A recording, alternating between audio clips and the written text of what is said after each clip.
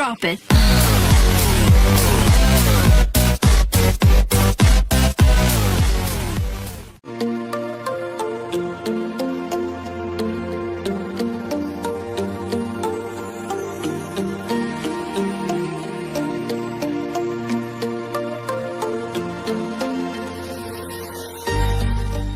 Assalamualaikum warahmatullahi wabarakatuh.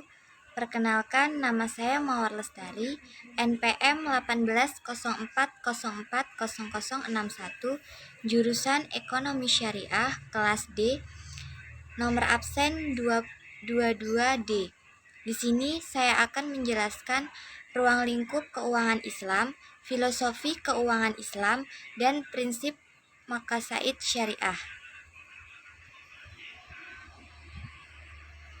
Yang pertama, tentang pengertian ruang lingkup keuangan Islam. Sistem keuangan global yang berlaku saat ini sebagian besar menganut sistem ekonomi berbasis bunga dalam ruang lingkup domestik masing-masing negara. Sistem keuangan menitikberatkan pada kebijakan ekonomi menurut keseimbangan menggunakan instrumen bunga, sehingga bunga menjadi variabel vital dalam penyusunan kebijakan ekonomi baik moneter maupun fiskal. Pada ruang lingkup global, perekonomian berbasis bunga membentuk corak interaksi keuangan menjadi khas. Dari perspektif analisis kritis, bunga membuat sistem keuangan global menjadi pincang, di mana negara-negara miskin dan berkembang harus terus tergantung secara finansial kepada negara maju.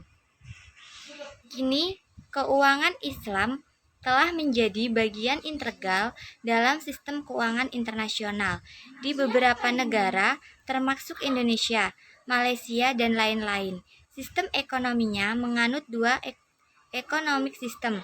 Sistem ekonominya pun juga dua, financial system. Selama beberapa dekade terakhir, perkembangan keuangan Islam menunjukkan perubahan dinamika drastis yang tepat sebagai bagian instrumen pengembang aktivitas di bidang ekonomi. Beragam tantangan dihadapi sistem keuangan Islam, seperti pada aspek teoritis dibutuhkan pengembangan prinsip, filosofi, dan fungsi sistem keuangan atas dasar pembagian keuntungan dan kerugian. Sistem keuangan Islam. Keuangan Islam adalah sebuah sistem yang bersumber dari Al-Quran dan Sunnah, serta dari penafsiran para ulama tersebut, sumber-sumber wahyu tersebut. Dalam berbagai bentuknya, struktur keuangan Islam telah menjadi sebuah peradaban yang tidak berubah selama 14 abad. Selama dewasa ini, struktur keuangan Islam telah tepat sebagai salah satu implementasi modern dari sistem hukum Islam yang paling penting dan berhasil, dan sebagai uji coba pembaharuan dan perkembangan hukum Islam pada masa mendatang. Tujuan utama sistem keuangan Islam adalah menghapus bunga dari transaksi keuangan dan menjalankan aktivitasnya sesuai dengan prinsip-prinsip Islam. Distribusi kekayaan yang adil dan merata, kemajuan pembangunan ekonomi. Target utamanya adalah kesejahteraan ekonomi, perluasan kesempatan kerja, tingkat pertumbuhan ekonomi yang tinggi, keadilan mobilisasi, serta investasi tabungan untuk pembangunan ekonomi maupun memberikan jaminan keuntungan. Yang kedua yaitu menjelaskan tentang filosofi keuangan Islam.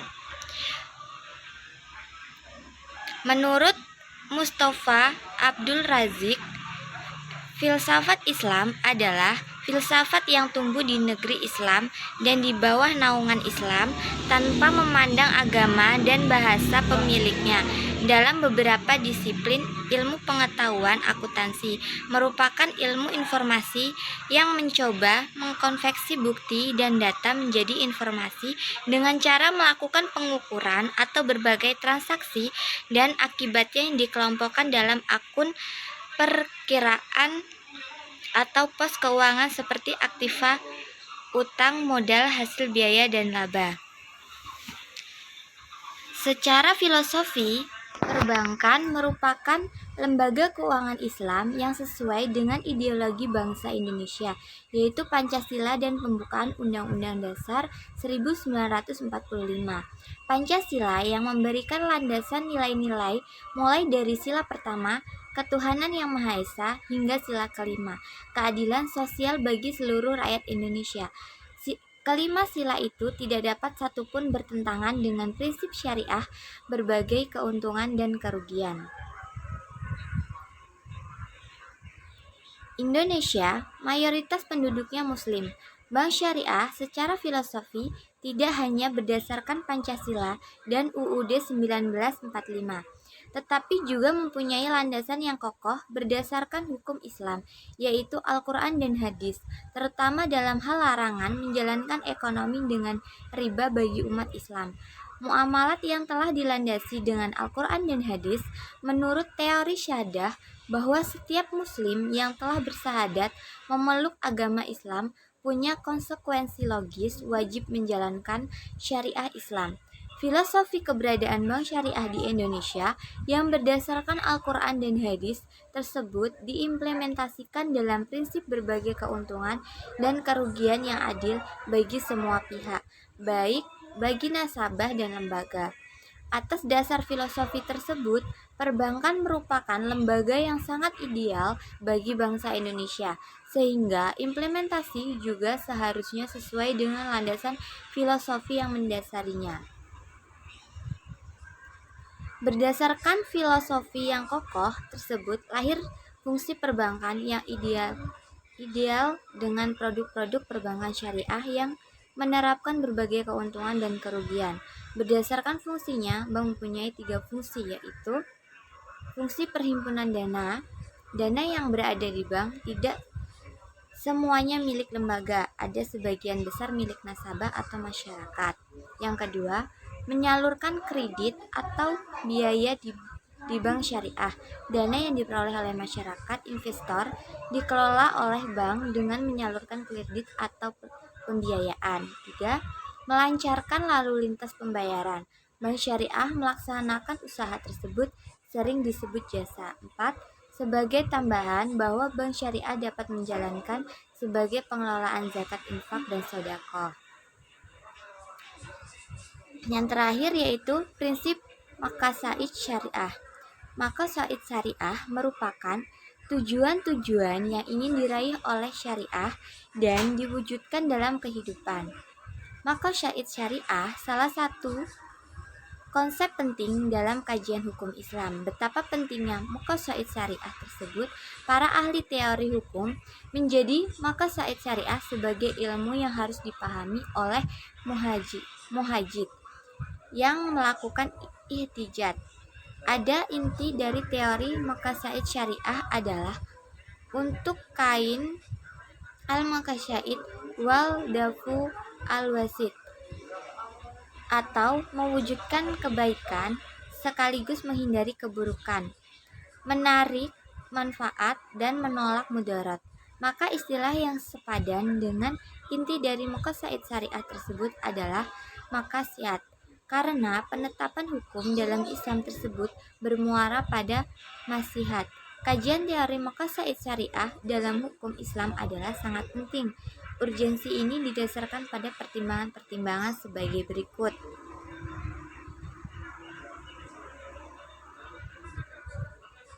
Yang pertama, hukum Islam adalah hukum yang bersumber dari wahyu Tuhan, diperuntukkan bagi umat Islam.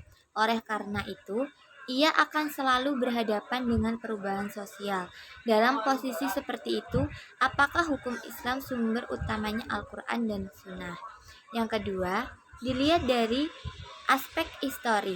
Sesungguhnya, perhatian terhadap teori ini telah dilakukan oleh Rasulullah Shallallahu Alaihi Wasallam, para sahabat, tabiin, dan generasi muhajir sesudahnya. Yang ketiga, pengetahuan tentang maqasid syariah merupakan kunci keberhasilan mustajid dalam istijadnya, karena di dalam landasan tujuan hukum itulah setiap persoalan dalam bermuamalah antara sesama manusia. Menurut Abdul Wahab Khalaf, mengerti dan memahami tentang Muqasya'id al-Syariah dalam dijadikan sebagai alat bantu dalam memahami redaksi Al-Quran dan As-Sunnah, membantu menyelesaikan dalil yang saling bertentangan, dan yang sangat penting adalah untuk menetapkan suatu hukum dan kasus yang bertentangan hukumnya tidak tercantum dalam Al-Quran dan As-Sunnah. Disinilah pentingnya muqasaid syariah dalam praktek ekonomi dan keuangan kekinian. Di tengah ketidaksamaan praktik perbankan syariah di berbagai negara, Bank Syariah menghadapi tantangan pengembangan industri perbankan syariah yang semakin meningkat, termasuk operasional dan model-model bank syariah yang dapat dikembangkan ke depan. Berikut peninjauan produk-produk dan operasional di bank syariah pada umumnya dan bank muamalat pada khususnya dengan nilai-nilai muqasya'id syariah.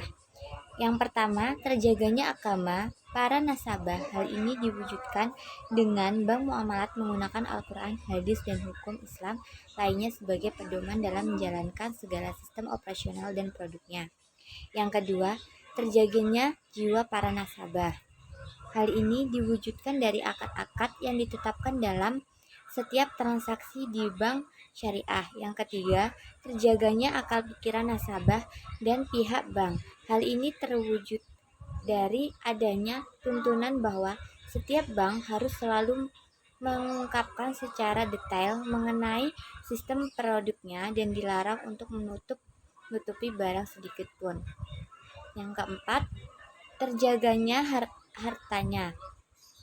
Hal ini terwujud jelas dalam setiap produk yang dikeluarkan oleh bank, di mana bank berupaya untuk menjaga dan mengalokasikan dana nasabah dengan baik dan halal, serta diperbolehkan untuk mengambil profit yang wajar. Yang terakhir, terjaganya keturunannya. Hal ini terwujud dengan terjaganya 4 hal di atas. Sekian presentasi dari saya akhiri. Wassalamualaikum warahmatullahi wabarakatuh. Terima kasih.